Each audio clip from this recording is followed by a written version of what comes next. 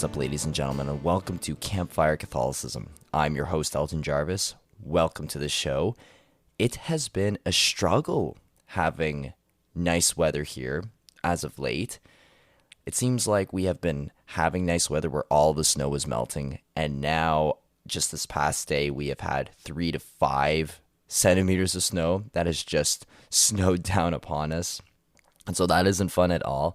I do like the snow, but at this point, I'm just done with seeing snow and cloudy weather outside. It just looks so gloomy all of the time. And obviously, you didn't tune into this episode to hear me rave and rant about how horrible the weather is. But I did look at the weather today, and it does look like this week that it is going to be warming up. And so that is very, very exciting to see.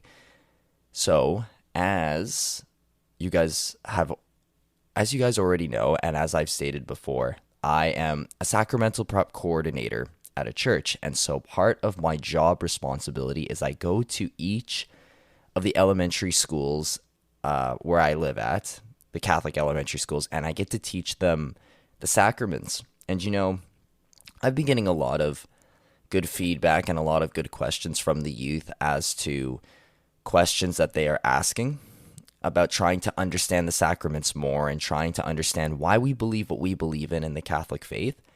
And honestly, 75% of the questions that I do get, though, from them are actually not really anything to do with the sacraments at all. A lot of the questions that I do get from them are either about the angels, heaven, and anything of the spiritual realm. And I guess it would make sense because when you are that age, you are just so filled with awe. And I think you are a lot more open to the realm of the supernatural and how we can even try to justify the supernatural at that age. Whereas when you get older, you're a lot more rationalistic and scientific. And so you actually look for more physical proofs of evidence rather than just chalking it up to miracles. But it seems to me that the youth that I'm teaching, they are much more open to miracles than I'm even open to. And so it's definitely a joy. Well, it is a joy, and I do choose joy in some of my teaching moments. Really, it is a happy time for me to be with them and to get to dialogue with them and to discuss with them. It really is amazing. It's cool. There was one young man, though, who I was talking to in one of my classes, and he raised his hand, and I was like, yes. And he was like, Mr. Jarvis, how do we get to heaven? And so I mentioned in regards to our Catholic teaching, like how we get to heaven. Well, if you stay in God's friendship and you live by his commandments and live the sacramental life of the church, then we can have moral certainty that we will get to heaven. And then he asked me, he was like, Mr. Jarvis, do we have to die? And I said, well, yes, we do have to die eventually. And every single human being in this world does have an earthly life that will expire. It will leave eventually. And he just kind of looked at everybody, and everybody was kind of just nodding their head like, yes, like, of course. And he looks at me and he's like, Mr. Jarvis, I don't want to die. And this young man, right, he looks at me and he just goes, Mr. Jarvis, I don't want to die. And I just started laughing, not laughing at him, but laughing with him, because he started chuckling too, and he started laughing too. He gets it, and I totally understand where he's coming from. And I was probably one of the most honest youth that I have met so far in all of the teaching sessions that I've done, because it is true.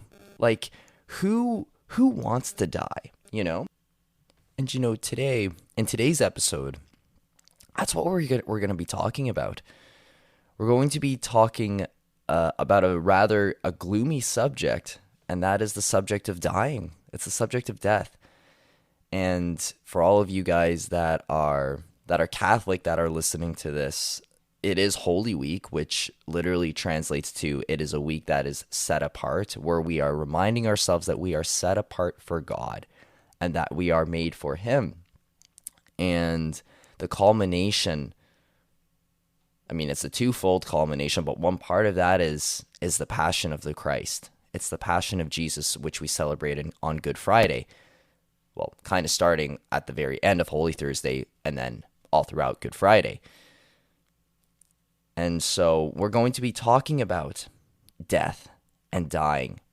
And in regards to Peter Kreeft's book, The Philosophy of Tolkien, what he writes a little bit about it and where we see it in The Lord of the Rings and what that can reveal to us, what it can reveal to each and every single person here. Okay, so in The Philosophy of Tolkien, Peter Kreeft writes how death puts life into question. Death forces us to think and prods us to be wise as nothing else does. And that is a very interesting way of putting it. You know, with the thought of death, there comes uncertainty. And not only just the uncertainty of the afterlife, as honestly, a lot of the youth that I have journeyed across with, they have more uncertainty about the afterlife and that then it seems that we as adults do. But really, we as adults do. We're just good at hiding it, I guess you could say. So it's not only just the uncertainty of the afterlife, there can even be the uncertainty of leaving your loved ones behind, especially if you are a primary caregiver to your family.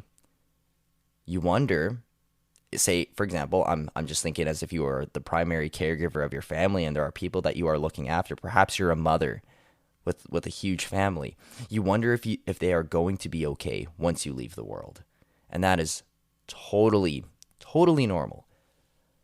And then there are those that are agnostic, or more specifically, those that are atheist who don't believe in any higher power, that suspect that there may not be life after death.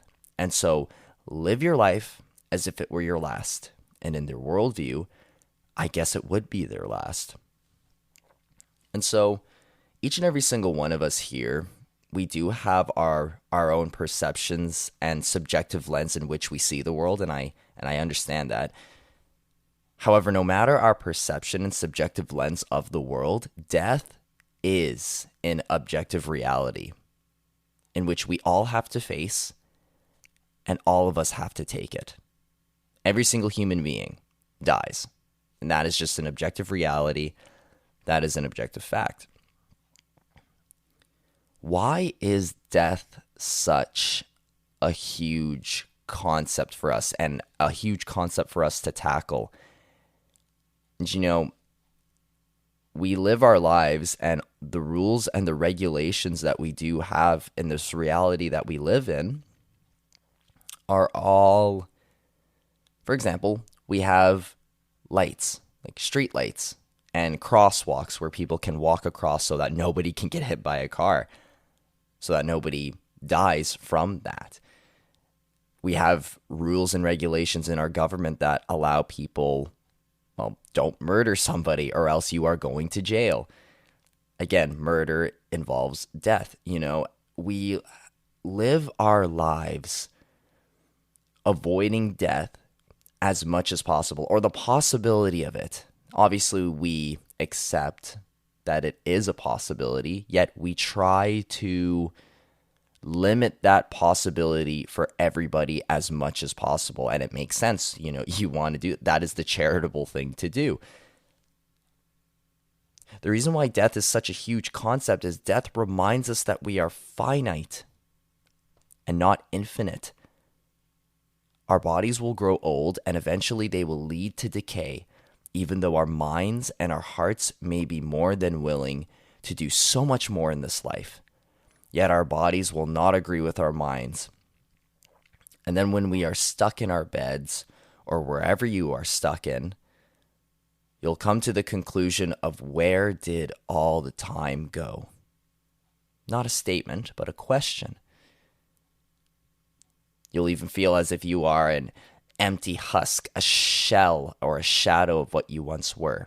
That's all of that. That is what we have to face, every single one of us, unless you are, you die of any unfortunate cause when you are young. Now, of all the physical evils in the world, death is the worst. And by worse, Peter Kreeft sums it up by saying it like this: it is the loss of all earthly goods. Yet this also seems like a paradox too, and this is what I'm going to say. It's also the best thing for us. Even in our secular culture, they view death as if it is a release, and truly it is. In a way, it is. Guys, even those who are pushing for euthanasia in the country of Canada, they are also subconsciously recognizing that death is a release. And to them, it is a release from suffering. Yet euthanasia, also quote unquote mercy killing, has something in common with Sauron and even the Nazgul in The Lord of the Rings. Both of these instances, the Nazgul and Sauron and euthanasia, there is a power over death.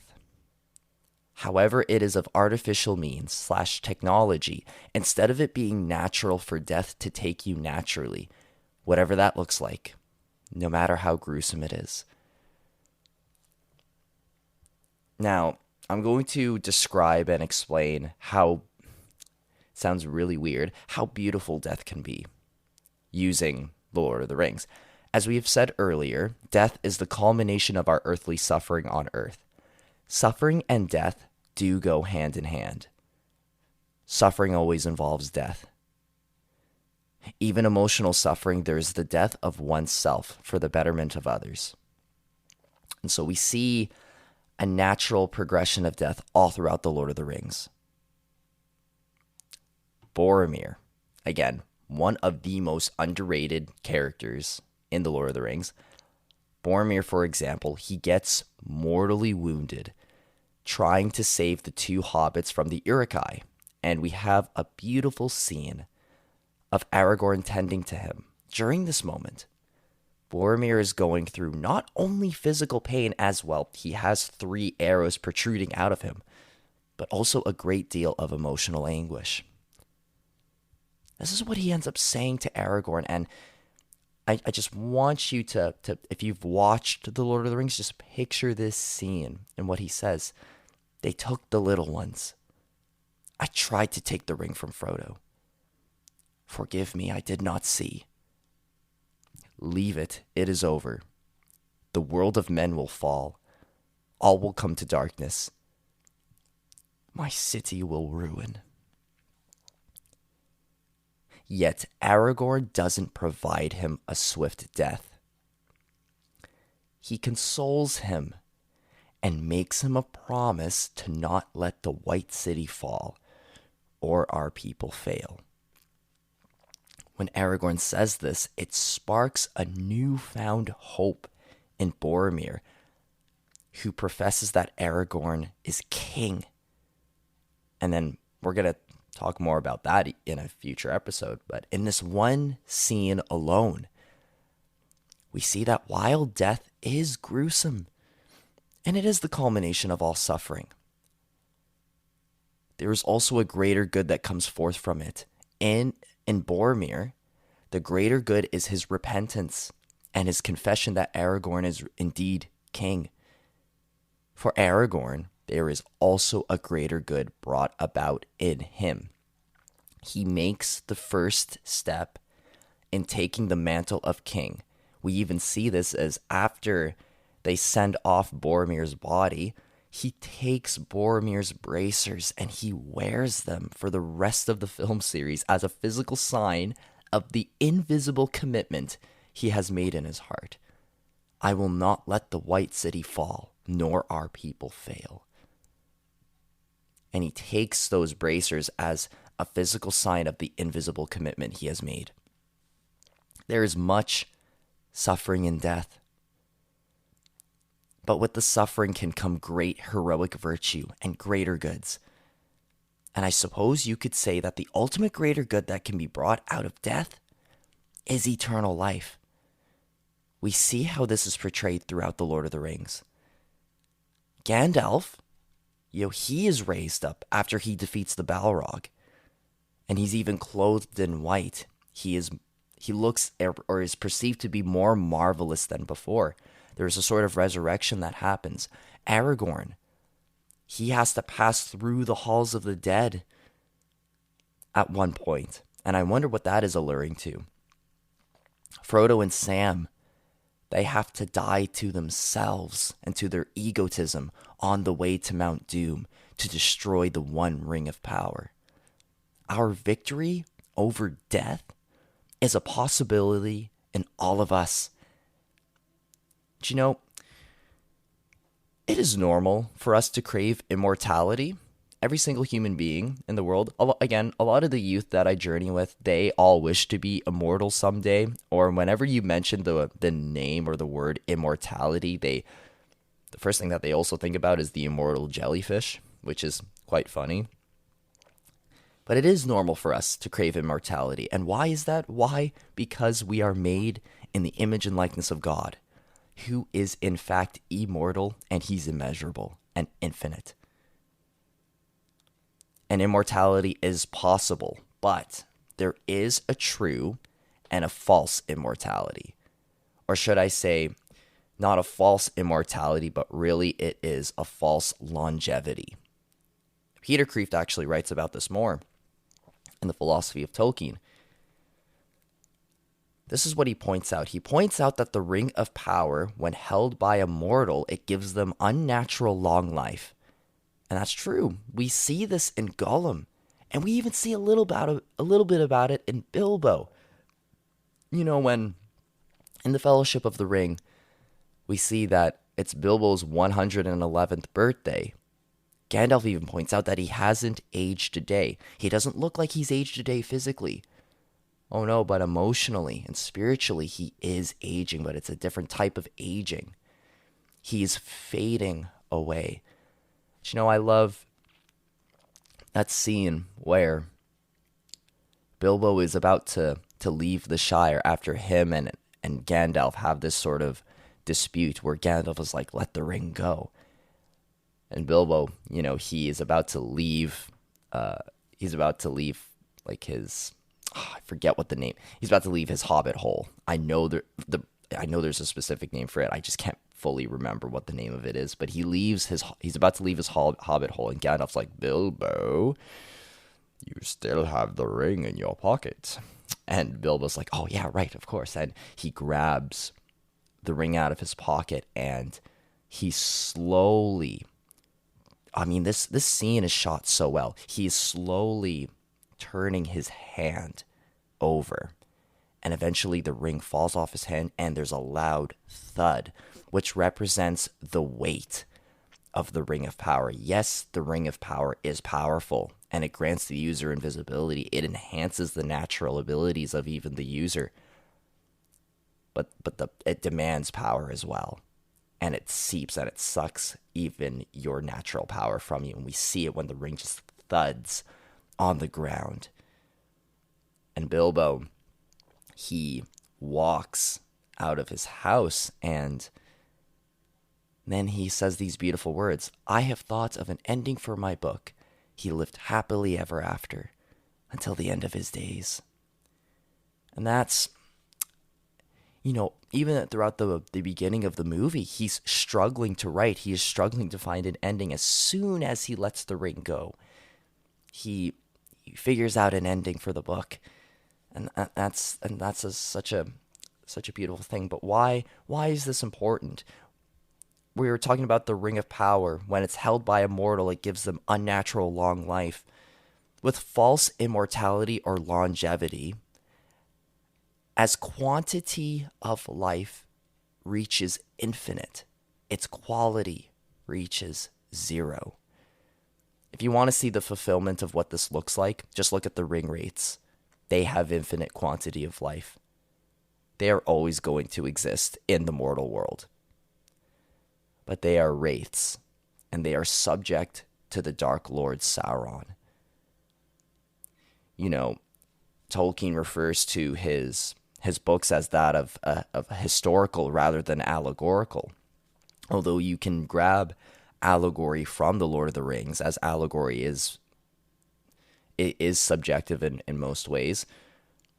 But Tolkien's work is historical. Why? Because it is the same reality that we live in today.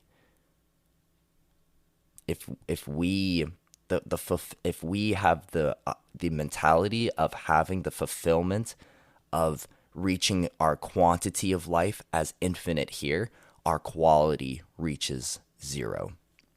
The opposite of this is infinite quality of life and zero quantity.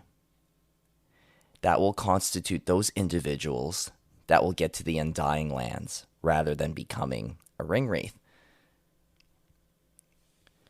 There's two types so with the false immortality and true immortality, that involves either a true death or a false death. The true death being situated to the true immortality, because that is man's final end, is immortality, but there's either true immortality or false immortality. So yes, true death goes to true immortality, false death goes to false immortality, and we'll conclude with this. False immortality is where it involves the death of one's conscience, which leads to a false death of the body, whereas true death involves the death of egotism, which leads to the true death of one's body. Every single person has an ego. And what's so difficult in distinguishing our ego from our conscience is because, number one, they're both there.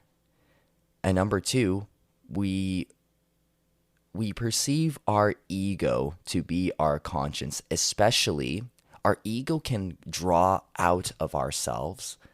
It can come, or it is there, especially when we are in the most danger or when we are facing the most dangerous circumstances. That's when our ego speaks. And we perceive it as conscience. And why do we perceive it as conscience? Because we're not all-knowing. We're finite. We only have limited knowledge to what we can perceive, right? And so our egotism comes out of ourselves when we are the most vulnerable. It is, in a sense, our first line of defense, even in most cases. There's a lot of ways that we can try and distinguish our ego from our conscience. I think one of the more primary ways is our ego tends to always look inwards to yourself. In how can I better myself, even if it involves not bettering others. Whereas our conscience is what is the right thing fundamentally, morally, ethically, spiritually in this situation for the betterment of others versus even the betterment of myself. This is the true death of egotism. The true death of egotism is laying down one's life for a friend, as Jesus Christ has mentioned in Scripture. And you know what? Even if you don't know Scripture, we find value in somebody laying down their life for somebody else. That's why the heroes of World War II are so inspiring. You have these 16 to 18, actually really 16-year-old men that have lied that they were 18 in order to go off into war so that they could fight for a greater cause, laying down their life for not only their brothers that are in arms, their comrades, but for their families back home, even for their children, because some of them are young fathers. These are heroic men. These are heroic people that we get to look at. They have laid down their life for their friends, for their country. It is the same thing in The Lord of the Rings. We have Frodo. He lays down any bit of egotism that he has during the Council of Elrond when he gives his yes, I will take the ring to Mordor. Yet I do not know the way. Sam dies to his ego in staying and sticking by Frodo's side in friendship. Going back to the Boromir scene, Boromir dies to his own egotism. He doesn't want to admit that Aragorn is the true king, yet he does admit it during his deathbed. And then, there are other important moments in The Lord of the Rings. Unfortunately, I don't have time to go through all of them, where there is a lot of instances where they sacrifice their lives in order for the betterment of others. And that is showing the true objective reality of Jesus Christ's death on the cross and how he gave himself up for the betterment of others. So that we may, if we believe in this reality, we may even do the same. And we see this even if there are those that are not Christian. We see how people can strive for heroic virtue and laying down their life for somebody else. Okay, so that really concludes most of, because I could go on for hours with this.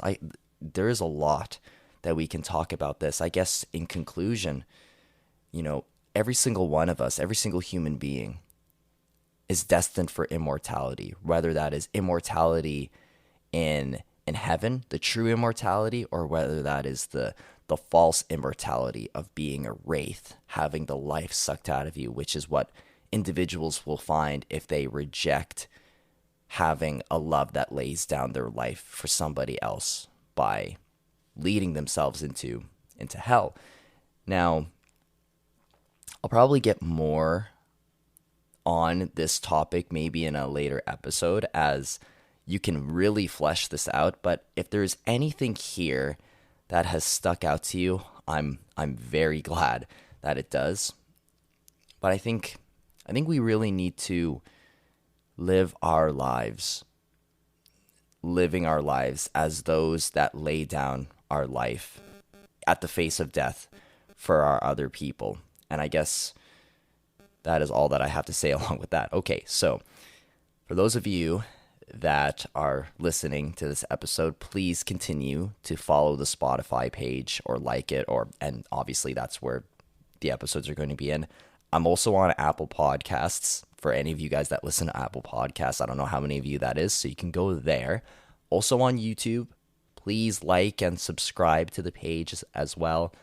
And then I have a Facebook page and an Instagram page. And then finally, eventually later on down the line, I am going to be creating a website. And so that's going to be fun. I don't know when that's going to be, but hopefully in the first few weeks of Easter, I might start looking into that. However, you have been listening to Campfire Catholicism. If you've enjoyed this, then I am glad. If not, I am still glad that you even tuned in for a little bit of this. Yes. Again, you have been listening to Campfire Catholicism. Take care. Have yourselves a great rest of your day and a great rest of your week.